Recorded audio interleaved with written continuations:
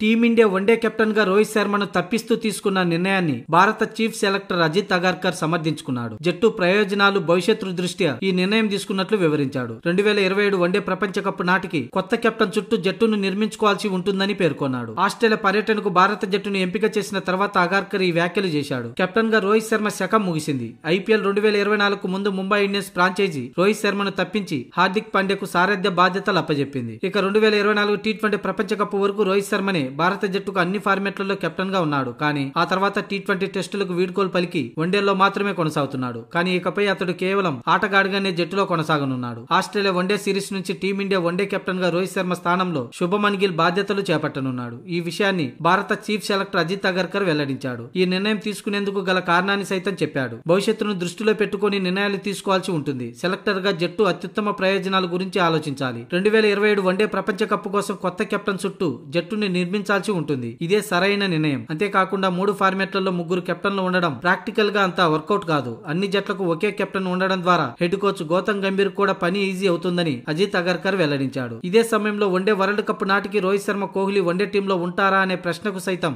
అగర్కర్ బదులిచ్చాడు. అందరిలానే వారు కూడా నిబంధనలు పాటించాల్సి ఉంటుందని చెప్పాడు. అందుబాటులో ఉన్నప్పుడు ఖచ్చితంగా దేశవాళీ క్రికెట్ ఆడాల్సి ఉంటుందని పేర్కొన్నాడు. వన్డే వరల్డ్ కప్ వరకు ఆడతామని రోహిత్ శర్మ, కోహ్లీ తమకు ఇప్పటి వరకైతే ఎలాంటి హామీ ఇవ్వలేదని అగర్కర్ చెప్పుకొచ్చాడు. ప్రస్తుతం ఇద్దరు ఫిట్ గా ఉన్నారని, బీసీసీఐ నిబంధనల ప్రకారం ఫిట్నెస్ టెస్టులో పాస్ అవడంతో జట్టులోకి తీసుకున్నామని తెలిపాడు.